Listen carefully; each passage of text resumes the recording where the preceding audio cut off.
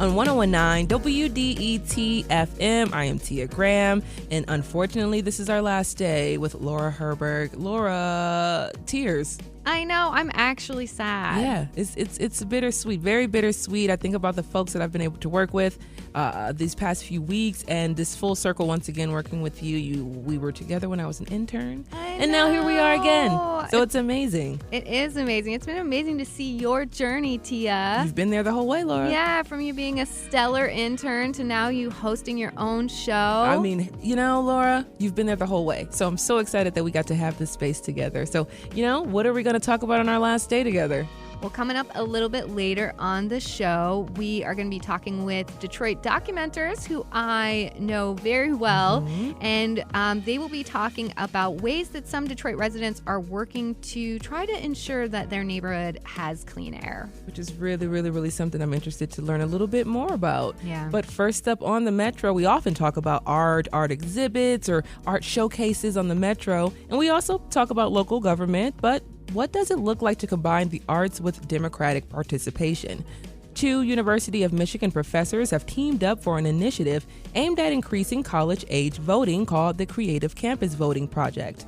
According to the university, in the 2020 presidential election, nearly 90% of eligible students registered to vote, and 78% voted because of the project, which began in 2018. Hannah Smotrich and Stephanie Rowden are associate professors of art and design at the Penny Stamps School of Art and Design. They are the creators of the Creative Campus Voting Project. Thank you both so much for being here on the Metro. Thanks for having us. Indeed. Yeah, it's a pleasure. It is a pleasure just to have some folks like you all with so much background, so much history here, but we're going to get into that a little bit later. Stephanie, starting with you, you both created the Creative Campus Voting Project. What is it, if you can give us a little background, and why did you see a need for it? Yeah, so Creative Campus Voting Project is a nonpartisan initiative. As you said, it's based at the Stamp School, so we are artists and designers. And we really work at the intersection of civic design and public art, and all our work is really about increasing student voter participation. So that means designing spaces and resources for student voters to learn as they navigate the registration and voting process, and hopefully gain confidence and come away feeling like I've got this. Indeed. And civic design, what does civic design look like? What is that, if you could describe it for us? Well, one thing that is a little bit different about our work, even though some of it takes place in art spaces, like at the University Art Museum and in a gallery on our North Campus, is that unlike an exhibition where you might learn about something or look at something, these are spaces where registration and voting is happening, because they are projects, particularly the voting hubs that we design, they're in partnership with our local government, our Ann Arbor City Clerk. So actual registration and voting is happening. Which is really, really interesting. So, Hannah, just continuing on the same idea here, you all both created this project in 2018. This is 2 years right after the Trump presidency. He's 2 years into his presidency. So I'm thinking about what was going through your minds as you all were putting this project together, especially at that particular time in our society. Yeah, well, I'll just say that 2018 obviously was a midterm election, not a presidential. Of course. And there's a national research institute out of Tufts that keeps data for participation on particular campuses. And we noticed in 2018 that the participation on the U of M Ann Arbor campus for the last midterm in 2014, although there was a fairly healthy registration number, the number of students who were actually able to get across the finish line of voting, there was quite a gap between registration and voting. And we were just sort of fascinated by that gap and very curious to think about what art and design could do in that space. To extend just a little bit the idea of what civic design is, it's often helping people understand processes and clarifying information. And that really felt like an important part of what needed to happen to close that gap. So like you were saying, Hannah, in the 2018 midterm election, which was still a part of Trump's presidency, if you can explain why the gap between registration and voting what were some of the things that you all were seeing between the registration and the voting and that gap there? Well, there's a lot of questions in that area, and I certainly don't want to claim that this is all from our research. Yeah. But one of the things we realized is that it was not apathy. I think that there was oftentimes youth voters are accused of sort of not caring enough. And in our experience and our research, it was the opposite of that. They had tremendous sense of the importance of their vote, and a real desire to be able to, kind of complete this adult rite of passage. But truthfully, the processes are very confusing, particularly for college students, right? So they're allowed to either vote where they go to school or in their home district, and yet all the rules and regulations and deadlines vary across the United States. We got a little cut off there just a little bit, but I want to say thank you, Hannah, for that as well. And as we continue on, Stephanie, just kind of building off of that, I was thinking, Laura and I were actually just recently talking about the fact, or our first voting experiences and what it looked like. And that was very much what Hannah was saying. That was very much how I felt. I was nervous. I didn't know what was going on. I was just standing in a line, hoping for the best outcome at the end of it all. This was 2012 for me. So when we talk about some of the things that you all have been able to build in order to bring in younger voters, in which ways what has worked and what has not worked? What have you seen as work that you've all put out there so far? Well, I love the way that you point to just how you were feeling, that you had the sense that it was a really important process, but that you wanted to make sure that you were doing it right. And that's what we hear from our students all the time, is that just even with all the opportunities that students have in Michigan, with our voting rights now in the state, it's still a new process. It feels really adult. There's a lot of decision points, even how you're going to register, what method you're going to use to vote. So I think all those things create a certain amount of anxiety that you're pointing to. So in a nutshell, I think really all of our work is about how can we dial down some of that anxiety just that accompanies learning about the process, just approaching this new process. So that comes with a lot of work that we do that looks like design, sort of making things very visually clear and engaging, but it also has to do with things that might not look like design, but that we consider design. All the time that goes into writing really clear language, understanding our audience, pacing information so that people are just getting the information they need when they need it.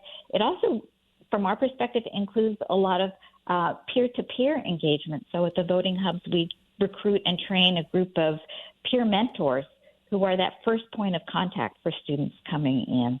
So I think those are among the things that we do to make the process more approachable and something that is clear and something that students then can come away explaining to their friends. If you're just tuning in, we're chatting with Hannah Smotrich and Stephanie Rowden. They're associate professors of art and design at the University of Michigan, Ann Arbor. We're chatting with them about how to use art to get young people to vote. So, Hannah, I think we have you back. Are you back? I am back. Sorry about that. No worries. So I honestly saw a little bit about your background, being a historian. You study patterns, you study the past, you study just the way that things move and work in our world. So taking a look back at history as college age voting, have you seen what's the trend that you've been able to notice through your studies and your research of college age voting? Has it gone up or down? I think about the 60s and the 70s. And in my mind, I think, they voted more as college-age students because they had more going on. So is that something that you're seeing? What patterns have you noticed? Well, I don't want to claim historical expertise here. I apologize. I can't do that for you. But I can tell you that over the course of the 4 election cycles that Stephanie and I have been doing this work, we've been really encouraged to see and obviously there's a national trend as well of youth voter turnout, and we're really proud to sort of be a part of that same positive trend on our campus. And, looping back to some of the conversation that you were just having with Stephanie, I really do feel that helping students participate is really, they don't need a lot to help them sort of step up and get engaged. And we see a lot of excitement. We see already in this cycle already the first phase of our installation is up. We're headed toward National Voter Registration Day next Tuesday. Mm-hmm. And there's already a lot of excitement. We have a set of voting zines that are already up in the first phase of the installation, and those we're replenishing them every day, which is very exciting.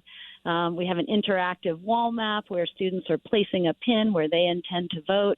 And we're having to replace a lot of pins. So we're excited by the energy on campus, and it seems to be that the trends are really headed in a wonderful direction. Hannah, while I have you here as well, if you can go into the voter style personality quiz. I thought it was cool to see some of the names, Busy Bunny or Party Puppy. What did this come from, this idea?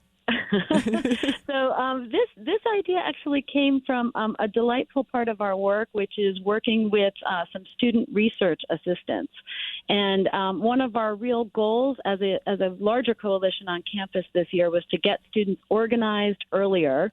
And of course, one of the key parts of that is sort of helping them think through a plan to vote. And the voter style personality quiz was kind of a way to create something fun and viral and tuck a little voter action plan in.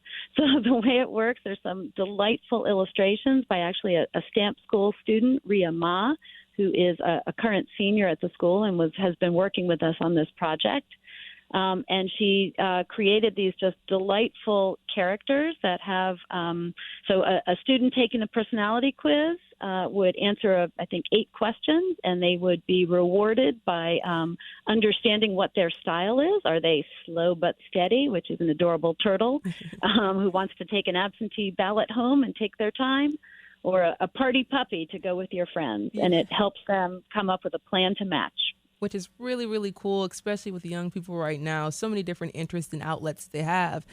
This is a cool way for them to get together with friends or maybe even go along, like you said. So I really thought that was a cool, interesting way to get interactive with young people. But my last question before I let both of you go, the Creative Campus Voting Project. What have been some of the biggest challenges reaching college-age folks, and how has this project, like you said, helped push this effort forward? Hannah, you've already said you've seen some of the really cool things happening with pins disappearing and in the magazines being replenished, but we're going to jump over to Stephanie really quickly and start with you with this question. What have been some of the biggest challenges reaching college-age folks, and what would you say to those who want to also follow your model?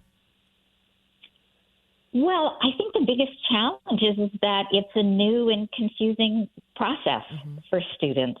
I think that, of course, the challenges, they vary by state rules and what the opportunities are. But I think that really the biggest challenge is, from our perspective, since we're so focused on process and demystifying the process, is just really making sure that the information is accessible and clear, and that it's understood not only by students but everyone in the community. And then to your second question, remind me, was that about what's next? Yeah, so the second question is just a little bit about what you would hope that people would take away from this project, especially those trying to get young people to vote. Yes, I think the thing that I want people to take away is that students do want to engage, they take voting seriously, and that we believe that art and design has a really powerful role to play there. Hannah Smotrich and Stephanie Rowden are associate professors of art and design at the Penny W. Stamps School of Art and Design. I want to say thank you so much, both of you, for joining us on the Metro and teaching us a little bit more about how to get young people into voting. Thank you so much. Wonderful.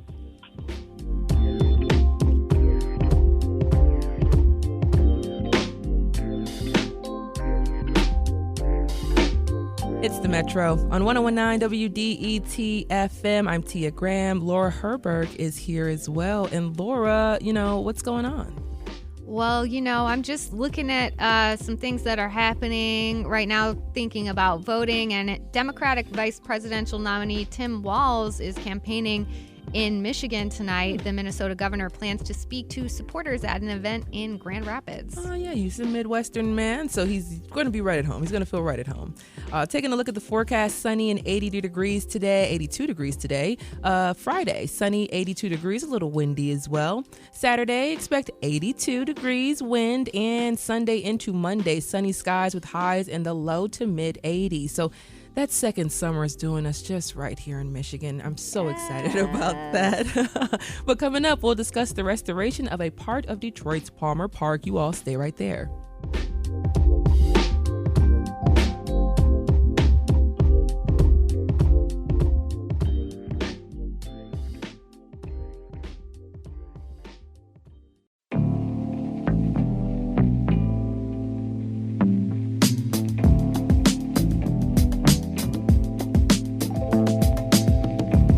It's the Metro on 101.9 WDET FM. I'm Tia Graham here with Laura Herberg. And Laura, we often talk about parks and we often talk about getting out. I know that you love to get out in nature and just be out and about. So this conversation is like right up our alley. Yeah, I'm really excited for this segment. You know, back in 2010, Palmer Park, some say, wasn't in its best shape. Due to financial issues, one of the largest public spaces in Detroit had an uncertain future. Fast forward 14 years, and the park has seen many improvements. There are renovated tennis and pickleball courts. The pond there, or the lake, has been cleaned up, and there's even a disc golf course. So now there are plans to restore and improve Withrow Woods inside Palmer Park. So that's right, the woods there have a name. And to discuss those efforts and to talk about the importance of Palmer Park, we have two guests with us. Stacy Varner is the president of the People for Palmer Park. Stacy, welcome to the Metro. Thank you so much for having me.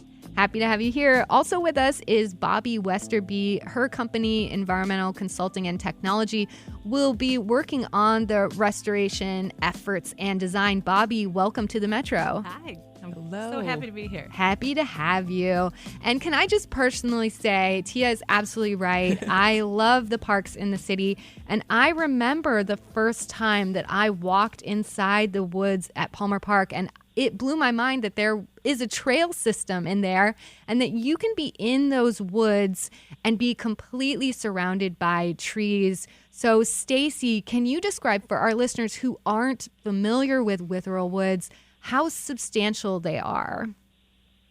It's quite amazing. And thank you for that intro, because it is quite magical. The Withrow Woods back in 1874 was a part of a donation to Senator Palmer from his grandfather, Judge James Withrow. And over the years, Senator Palmer acquired more land, up to 640 acres of land, for which now becomes a part of Palmer Park. And in 1893, Senator Palmer donated to the city of Detroit approximately 300 acres of land, which we now know as Palmer Park, with the condition that it is not developed, that those woodlands would not be touched and developed. And again, as you walk through those woodlands, it is quite a magical space. There are trails on which we are working to restore, but just like with any living thing, it needs maintenance, it needs nurturing, it needs preserving. And that's part of this effort of the Habitat Restoration Project that is going on in Palmer Park. Great, and we are going to get into that, of course. But Stacy, first of all, how old is this forest? It goes to the settlement of Europeans. It predates, you said? It goes back to the settlement of Europeans, yes. Yes, ma'am. I mean, this has been a part of the land in Michigan with the original or native peoples of Michigan, once occupied this space. But the native species, which are over 100 native species, go back to European settlements. And it's my understanding that the woods were recently given a special designation. Is that right? That's correct. A couple of years ago, the Withrow Woods were inducted into the Old Growth Network, which highlights the remnant woodlands, or those that are untouched. And we are now the 99th in the United States to be inducted. That's correct. Wow, an old growth forest right here in the center of Detroit, Michigan. If you're just joining us, we're speaking with Stacy Varner and Bobby Westerby. We're discussing the restoration of the Withrow Woods in Detroit's Palmer Park. Bobby, we're going to get to you in just a second, but first, Stacy, how did this decision to restore Withrow Woods come together? It's an interesting question. So back when People for Palmer Park Incorporated, a master plan was developed, and part of that master plan was to look forward to the future. How can we, make Palmer Park healthy in not just the woodlands, but also for our community? Creating a park that, provides recreation, activity, but also restoring the natural woodlands. And so the plan in which the city has been working from is that master plan, which included the restoration and preservation of the lake and the woodlands. And so, oh goodness, I'm trying to think which year. In 2004, a species survey, was done to look at what was native in our park, and from that, the Natural Wildlife Foundation, the City of Detroit, and People of Palmer Park look for funding to support this habitat project. And we've been working on it ever since, even starting in 2013, started looking at the lake preservation and restoration.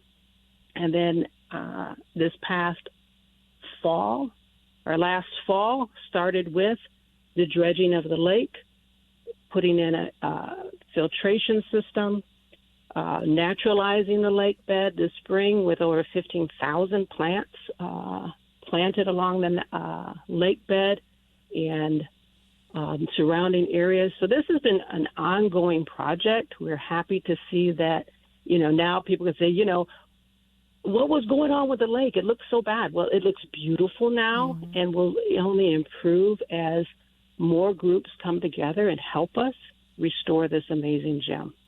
And Bobby, I want to bring you into the conversation now. So your company is a part of this restoration effort. You have worked on the design. Talk a little bit more about your efforts. What is the design for this restoration project with the woods? So with the woods, the major thing is the removal of invasive species. So there's an influx of buckthorn, which is kind of a common invasive species in forested areas. What does that one look like? It's like a shrubby tree. It's really dense. So like if you're ever in a forest and you can't get through it, like that's buckthorn. That's and buckthorn. It hurts. Okay. Okay. So the whole purpose is to remove that so that it kind of continues to allow the natural growth of this old growth forest, which is very, you don't see those often, especially in urban environments. So that's why this is so special for Detroit, City of Detroit, to make sure that we're preserving it, restoring it, managing it for the long term. But it allowed those trees to kind of live happily, for a long time without being choked up, right? So the majority of the restoration on the woods, we don't want to do a lot. We want to remove the stuff that's not supposed to be there and let the things that are supposed to be there thrive. That's great. That's great. And it's my understanding your team is doing something special in the park on Tuesday, September 17th. Can you tell me a little bit more about that? Absolutely. So we are a company of 250. We're all over the nation, and we do a ton of work in the city of Detroit and the surrounding communities on restoration of streams and habitat. So when we decided to all come together for the first time since COVID, it's a long time. Oh, wow. It's like 250 people coming to Detroit because we love Detroit. Yeah. So we decided that a part of that event had to be some giving back, right? Something that we could do to help. And we're environmental specialists, so we're passionate about the environment, of course. And we had connections with Palmer already by helping the design of this Lake Francis. So we said, why don't we get a hold of Stacy and, offer 200 people to come out and do some volunteer buckthorn removal, right? Ah. And we call it a bio blitz, which is really cool. And we're going to go and we're going to catalog the vegetation and anything else we see. So it provides a baseline to make sure that it's healthy, and as you go along, you can determine if we're doing the right things because the right species are there. We'll clean up some trash. We'll do whatever Stacy wants us to, because it's so important to have this natural area in urban environments. We know that that's really healthy for communities to have a place that they can go and walk and be with nature and feel that it's good for the mind and the soul and the body and everything else. So. Well, very cool. So if you're in the park on September 17th, you might see a bio blitz going on. Bobby Westerby, President and CEO of Environmental Consulting and Technology, and Stacy Varner, President of People for Palmer Park. Thanks so much to you both for joining us on the Metro. Thank you. Thank you.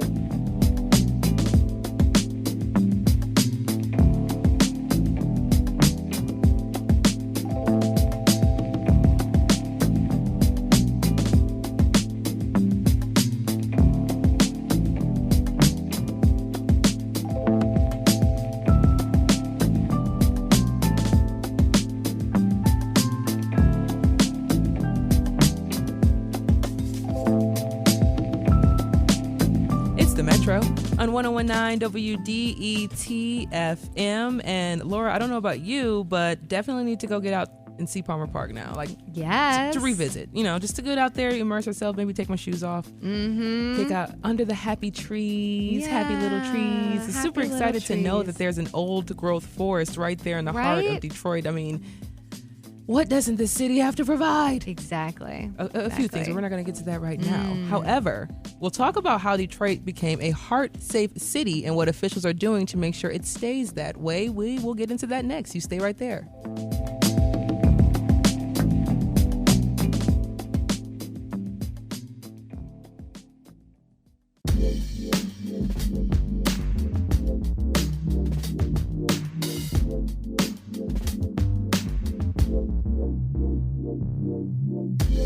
It's the Metro on 101.9 WDET FM. I'm Tia Graham here with Laura Herberg of Outlier Media, formerly of WDET Public Radio. And Laura, we often talk about different things that are happening throughout the city of Detroit, but this one is really, really cool. Cool and important. And I think it's cool because I love medicine. However, do you know what to do if someone near you collapses or needs CPR?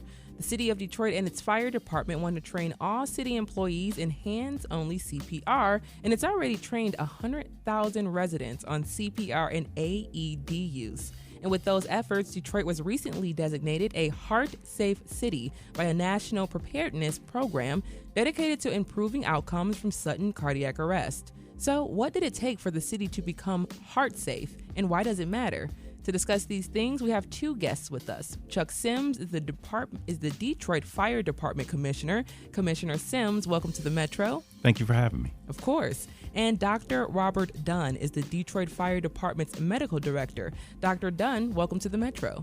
Thanks. Glad to be here. Of course. And Commissioner Sims, starting with you, this has been a long time coming. How did Detroit become a heart-safe city, and what went into the process to get this done? So first of all, I would just like to say it's very exciting for us, the Detroit Fire Department, as well as the city of Detroit. It has been a long road to travel, but we're here now. So we started this program, started looking into it about 10 years ago. During COVID, things kind of derailed a little bit, but we picked it back up about a year ago. And it's a requirement. You have to satisfy 13 benchmarks. We previously reached about 10 of those. So last year, we really focused on the remaining 3 or 4. And we're here now. So we're really excited. Those 3 and 4 included the AED training and placement throughout the city, hands-only CPR training, as well as training our dispatchers to talk a bystander through hands-only CPR. And Oh, just real quick, AED training. Can you break that down for our listeners? Absolutely. What is that? So the AED, that's the box you see with the pads. It's an automatic external defibrillator, and it comes in handy when you have a cardiac arrest, and it's very easy to use. And what we're trying to do is place, the ultimate goal for the Detroit Fire Department is to place these AEDs throughout the city. So anyone who suffers a cardiac arrest, they'll be within 3 minutes of an AED.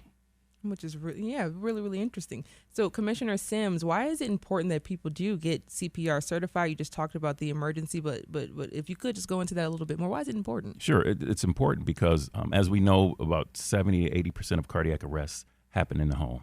And so if it happens and the 15-year-old son or daughter or the grandmother, if they know CPR, then that increases their chances of survival by 3 times. Wow. Yeah, so it's really important, and we all know that that immediate administering of hands-only CPR is so important, so important. Wow. So, Dr. Dunn, bringing you into the conversation, how big of a problem are cardiac arrests in the city right now, and how many people die from having cardiac arrests each year, if you can answer that? So over the country, it's about 300,000. Within the city of Detroit, we respond to over 1,000 cardiac arrests every year. Wow. I know. My mind is like, so, and when we talk about those cardiac arrests, how many of those result in death? So most of them result in death. Some people are unfortunately irrevocably dead when somebody finds them. So we're really focused on those cardiac arrests that someone witnesses. Someone's there, I mean, it's unfortunate. Obviously, people are often found dead and they don't know what happened. That's not someone that, a defibrillator or CPR is going to help. Yeah. But for that person who is witnessed, where you're with your family member, they collapse, that's a real opportunity to do CPR, to get a defibrillator, and that's where we really see an opportunity to improve survival. Yeah, putting the power back into the people's hands, which is really, really good. So, Dr. Dunn, is there a clear correlation between the number of people that are CPR certified and the number of deaths that are prevented? We just talked about that just a little bit. So if you are there, you see this event happen, where do you have the numbers there for what the likelihood is for the outcome? Sure, absolutely. If we look at survivors who had CPR. So it's not just about surviving, it's about being functional, being able to go back home, being able to interact with your family. Essentially, all of our functional survivors had immediate CPR by somebody. Some of them may have been in a setting where someone did it, like they're in a supervised care setting. But if we look at that, if we get there, and we get there very quickly, if we get there and no one's doing CPR, that person's chance of having, a completely functional outcome is really low. Yeah. If you're just joining us, we're talking with Dr. Robert Dunn and Commissioner Chuck Sims of the Detroit Fire Department about how Detroit became a heart-safe city and the importance of teaching people CPR and how to use a AED defibrillator. There we knew we were going to stumble on that one. Oh, yeah. It comes out this weird Michigander tongue there. Commissioner Sims, why is CPR training and learning how to use a defibrillator crucial to the workings of the fire department? I don't know that would be intuitive or something that people initially think about when they think about the fire department is training people how to do something like that. So why is it so important that the fire department has a crucial place in this?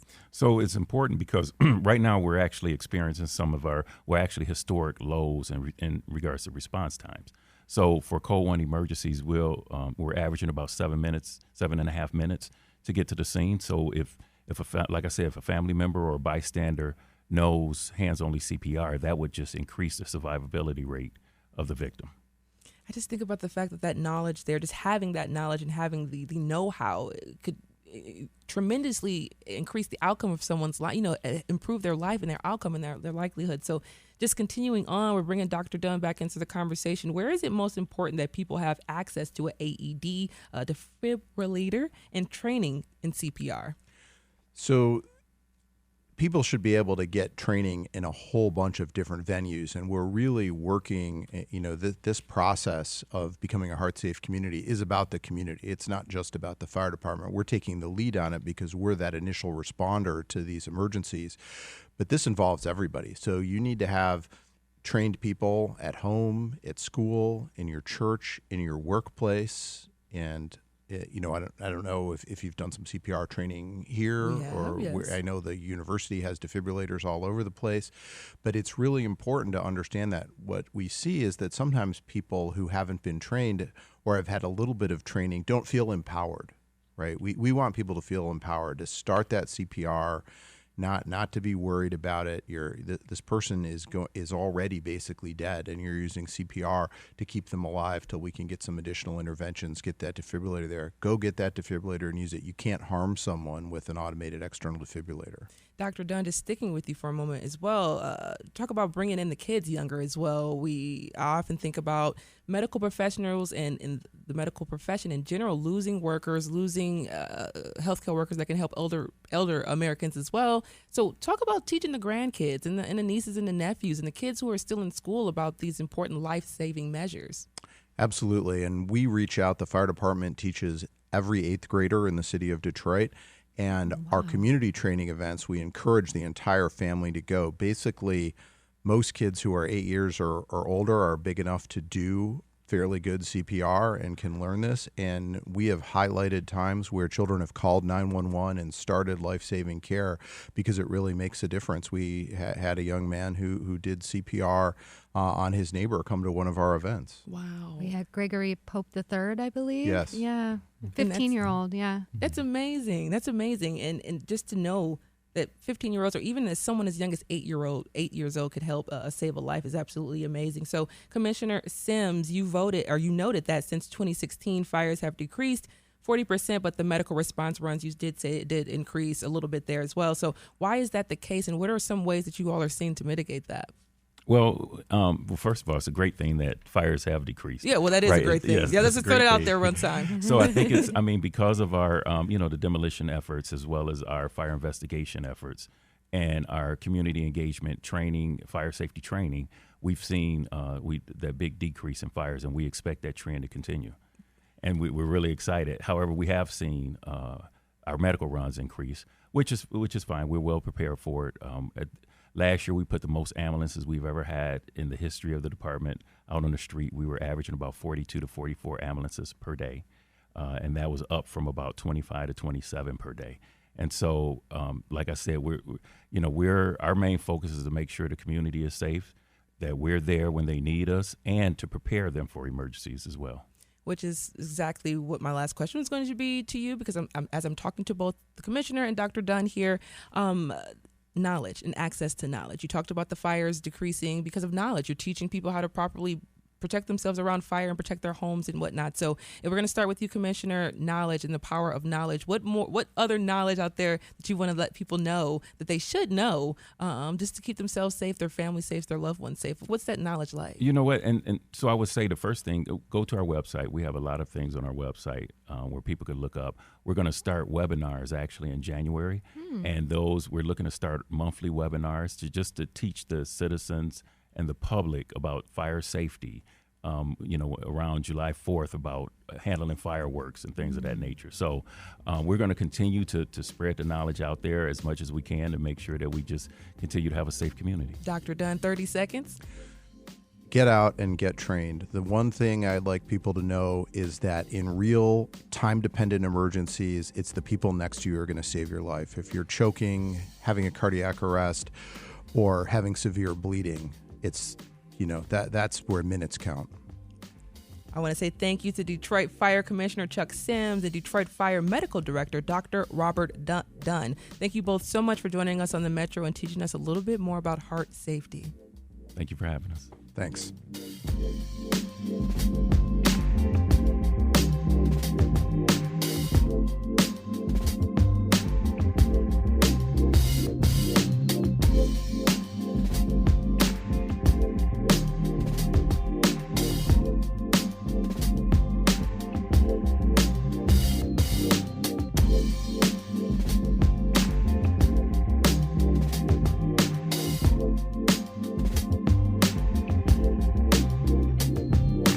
It's the Metro on 101.9 WDET FM. I don't know about you, Laura, but I know for a fact I need to brush up on my CPR and AED training because I want to be able to protect the person next to me. I Couldn't agree more. Oh my gosh, what's coming up next? Coming up next, we are going to talk to the Detroit Documenters. In the segment, we're going to hear about ways that Detroit residents are working to ensure that their neighborhood has clean air.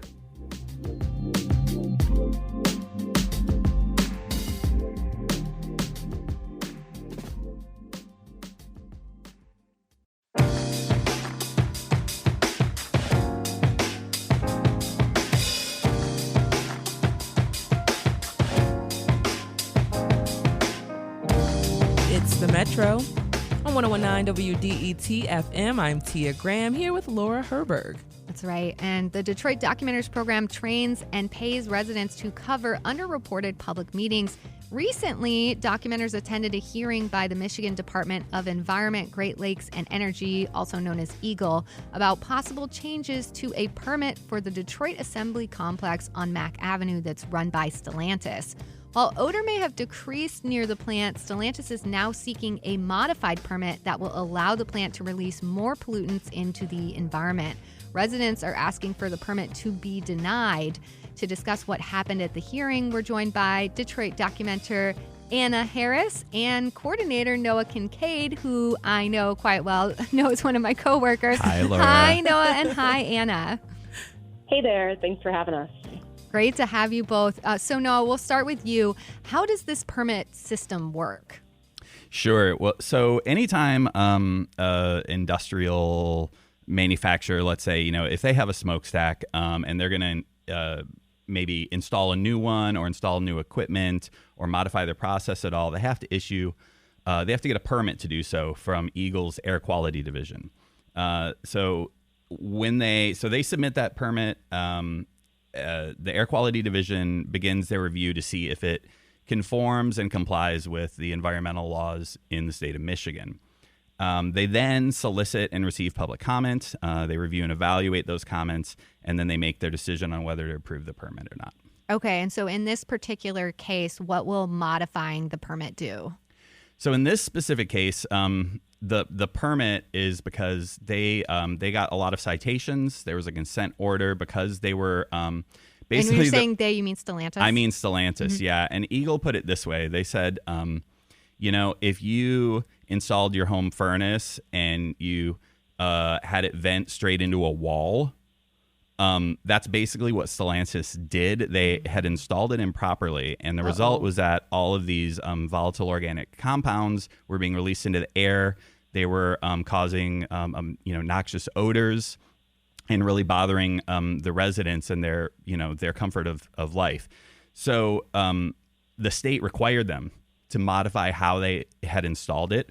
That's already been done. They were made to put in new equipment. So this permit is going to approve and certify that equipment that they've already put in. But the second thing it's going to do is allow them to put more particulate matter out into the air than they can currently. Okay, so let's real quick talk about what do we know about this particulate?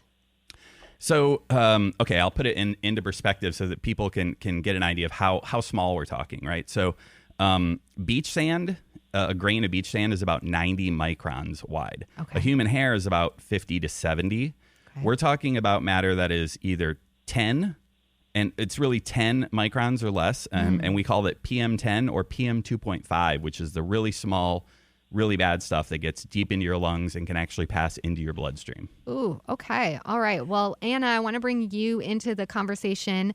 The plant is located on the east side of Detroit next to Chandler Park. What are residents experiencing who live near the plant? Yeah, so several residents who participated in the question and answer period as well as the public comment period noted that they're smelling those noxious odors that Noah was referring to earlier. And when you smell something like that, presumably that's the air carrying that particulate. So very concerning. As well as one resident talked about one of her neighbor's kids who has asthma, experiencing an increase in asthma attacks. And generally, we know that pollution can trigger pre-existing conditions, and that's to say nothing of the environmental impacts, so some of which may not be felt for decades. Wow, okay. And so No, I want to jump to you really quickly here. What's Eagle's job? What's Eagle's role with this permit process? Are their hands tied? They spoke kind of like they were a little bit. They are in charge. They're the regulators, right? So they're in charge of enforcing the laws that are on the books in the state of Michigan. And as long as what Eagle is asking for, as long as what Stellantis is asking for, as long as that conforms to the laws, they said pretty much like, we're going to probably approve this. And they, what's interesting about their permit process, that they lay out what they don't consider. They don't consider how popular this project is. So it doesn't matter really whether the neighbors just don't want it. That doesn't come into their decision making. And they don't consider whether it's actually needed or not. All they're looking at is this release into the atmosphere allowable? Okay, so Anna, bringing you back in, what is the residents' reaction to that? Yeah, I think some residents were pretty frustrated. It felt like Eagle was sort of coming to the public with, why not increase these emission standards? And residents were saying, well, why? Why would we want to do that if we already know that this particulate is really problematic, and the city of Detroit already has a disproportionate levels of asthma and other pulmonary issues? Why would we even consider this? But like Noah said, that really wasn't the type of information that's going to actually influence whether or not this permit goes through. So it was sort of frustrating, I think, to feel like there's sort of this appearance of a democratic process, while, frankly, residents don't actually have much of any power or say in the matter. And we actually have a clip from a resident talking at this meeting. Let's hear that resident. What is the point if we're going to make public comment? We're just spinning our wheels. It's already a done deal. And so, Anna, last question for you. What's next for this permit situation? Yeah, so this meeting was on the 5th, and the public comment period for this particular application ended this past Monday on September 9th. So that was the end of the time when folks could speak up about this. So at this point, Eagle is essentially just reviewing those comments, taking from them what they will, and making a decision. But as mentioned, because technically this permit is compliant with federal regulations, it's likely that it's going to pass, and they said as much in the meeting. All right. Well, Detroit documenter Anna Harris and coordinator Noah Kincaid, thanks so much to you both for joining us on the Metro. Thank you. Thanks again. Yeah, before we let you go, Noah, what's going to be we won't be back next week because we have fundraiser coming up, but when we return, what do you know what we're going to have on the show? Sure, yeah. We'll probably be talking about DTE's new rate case. They, once again, are wanting to increase the costs that you pay on your electric bill. And they're the Michigan Public Service Commission, MPSC, that governs them, that regulates them, is holding a public hearing here in Detroit next Wednesday, and we're going to be there. I cannot wait to hear about that and hear about what the public says and everything that goes along with that. So Noah Kincaid, thank you so much, as always, for being here. Thanks for having us back.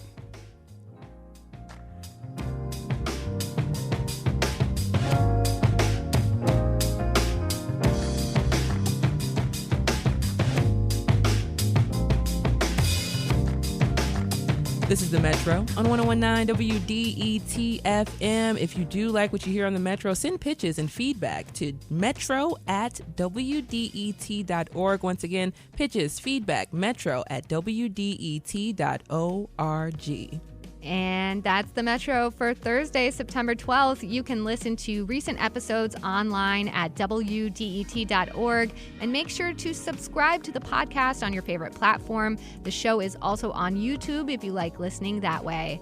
The show is produced by Sam Corey, David Lyons, and Jack Philbrandt. Our engineer is Nate Bender. Music by Sam Bobian and Will Sessions. The Metro is a production of WDET, a listener-supported service of Wayne State University. If you like what you hear and you want to support the Metro, consider becoming a member at WDET.org/donate. This is WDET FM, Detroit Public Radio, your connection to news, music, and conversation. Thanks for listening to and Laura, I'm so excited to have you here, and I'm so sad to see you go. Tia, it's been great.